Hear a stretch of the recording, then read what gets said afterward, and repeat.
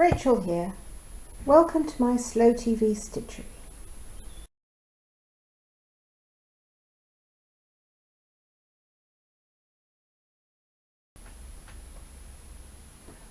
Well, hello everybody. Welcome back.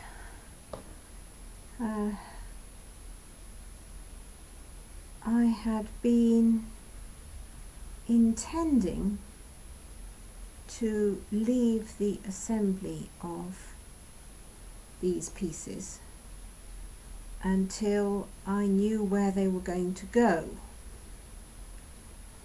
I would like to have an exhibition. I'd very much like to have an exhibition. And pieces which are mounted or framed or done with whatever you are going to do in order to exhibit them invariably take up a lot more space than the ones that you've only just finished working on. So I really didn't want to put these together too soon. And then it occurred to me that the way the world is wagging, it's very likely that decisions will be made at the last moment, and I would therefore find myself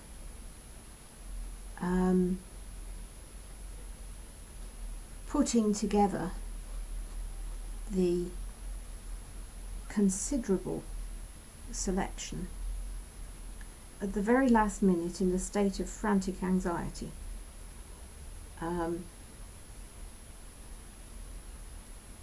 That didn't seem like a good way to be. I've heard all about working better under stress, and I'm having none of it. It may work in some fields, but in embroidery, if you are twitchy and anxious, and if you're using the wrong needle, things do not go well. So I am going to cope with the fact that everything's going to take up twice as much space as it did, minimum. Start finding some boxes to put things in and put them together.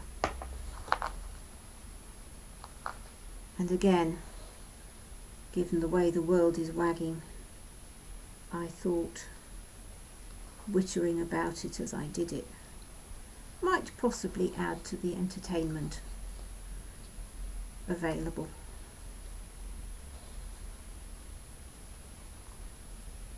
So I've done the noisy bit of this, which is stapling the fabric to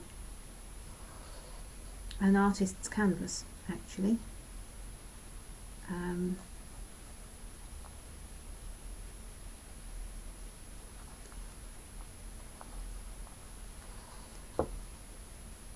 If we were in easier times, I would probably have bought second-hand canvases of the sort that had vinyl print stretched over them in a charity shop, but that involves going to lots of charity shops to find them, and that in turn means seeing a lot of people who aren't necessarily as masked as one would like them to be. So I thought, on this occasion, we would go for a little expense. I have tried to destroy the edging of this piece a little bit.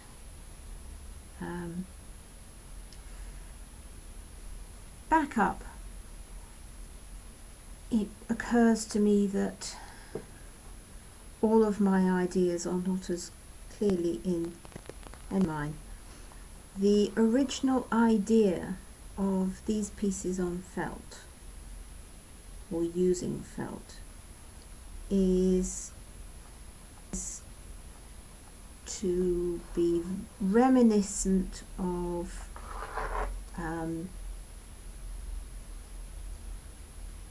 staples of frescoes, and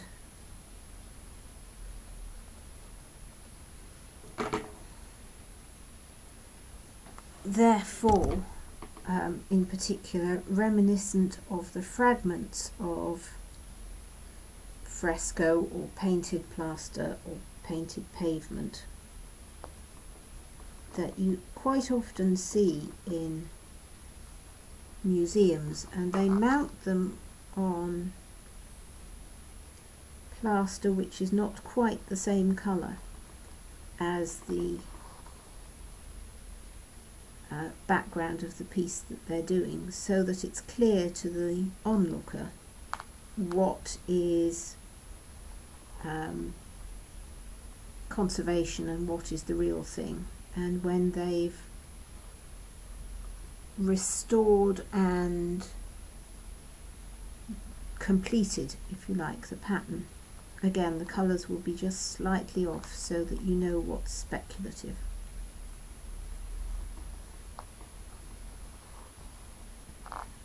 And to begin with, I was thinking maybe I should chop bits out of my pieces so that they more closely resemble these mounted frescoes. But I've come to the conclusion that that's not necessary, because all of the Amana pieces are balancing between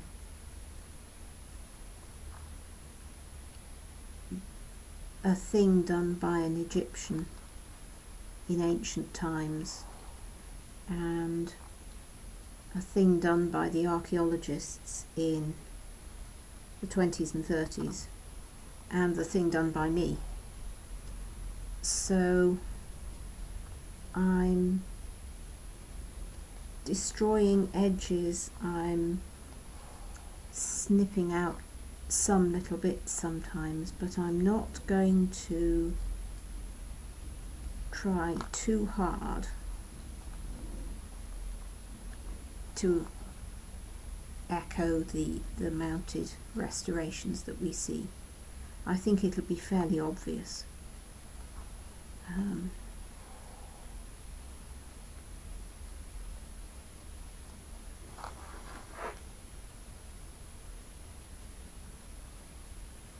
I think it'll be fairly obvious.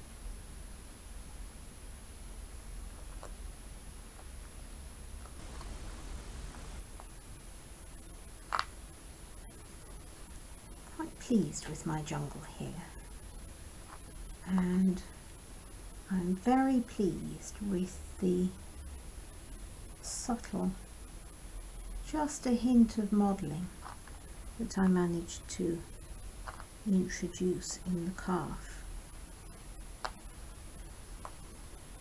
It's just enough when you see the real thing to be making the most of the fact that what I'm doing is playing with a textile, which can have 3 dimensions and not just 2.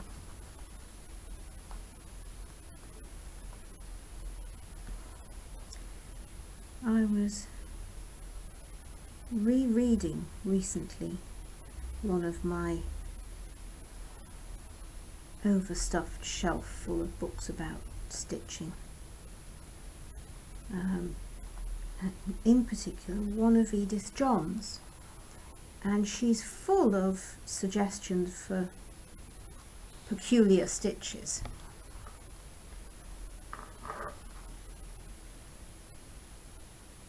in all sorts of different variations.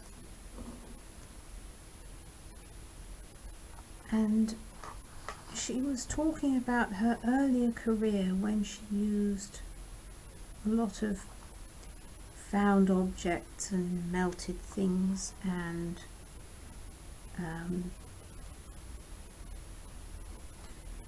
twigs and branches and bits of plastic, and generally not so much stitching as assembling things, and commented that she'd become less interested in that sort of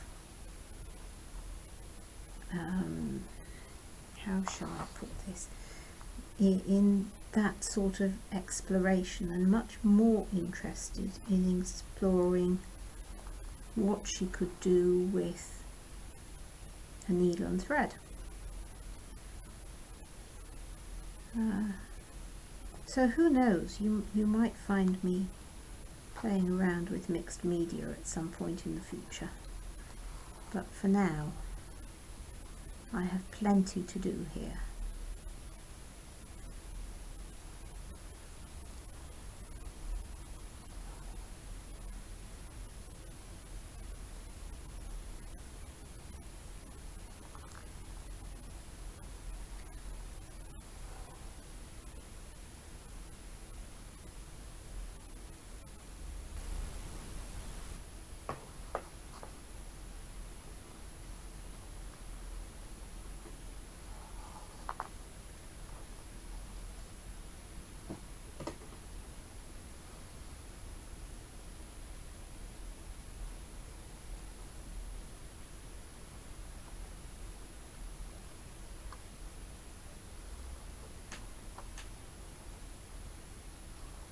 What I haven't even begun yet is working out how to do the main panels and what's going to go on them and what is in fact going to end up being mounted as an individual piece. For example, I really wanted to do the violets because Mary describes the exasperation of trying to learn Arabic so that she can understand the Egyptians and they can understand her. And she said understanding them sounded far more interesting than making herself understood. Which I think is rather lovely. But the word for violets, which I presume was an example of a regular noun or something like that, bearing in mind that she would have been learning from a very solemn book of grammar rather than the conversational learning we have today. And the word for violets just stuck, and useful things like bread and bath just didn't, and it required serious work and constant use to keep them. Now, anyone who's learnt a language beyond their cradle language knows that there are words or constructions that stick in the mind even though they're not terribly useful most of the time. And because I know that feeling and that anecdote spoke to me, if you like, I really wanted to include the violets, but they just don't go on the main panels. The original idea was that they would, but so many of the pieces I've done have been sandier than I was anticipating, that the violet is not going to work, so I have to work out another way of mounting them. And I was watching Escape to the Chateau last night, and Angel Strawbridge was putting together a display to go in a parlour dome, and it occurred to me I might be able to use the violets and the bead necklace analogue as a display in a parlour dome. First catch your parlour dome, of course. So I see a little bit of eBay haunting in my future.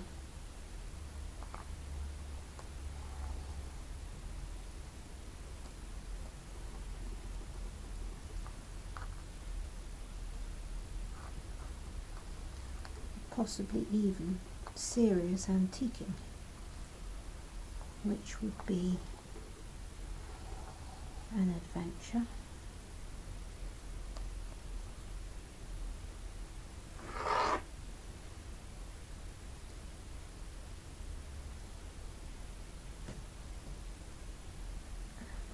This needle felted fabric that I've used for the background is full of odd little bits of branch, which are a bit unexpected in something that's been dyed and processed as much as it has. You would have thought they would have got all the bits out.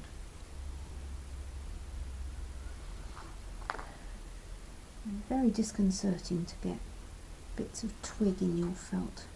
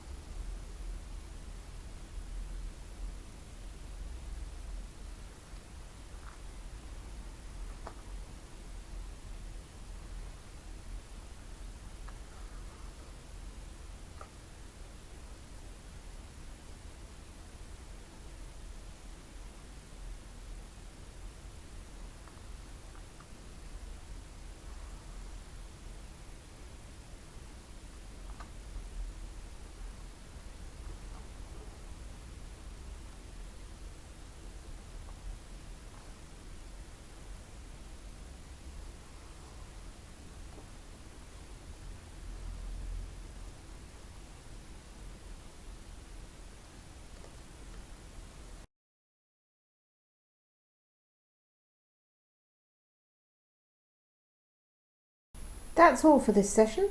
I hope you enjoyed following along. Happy stitching!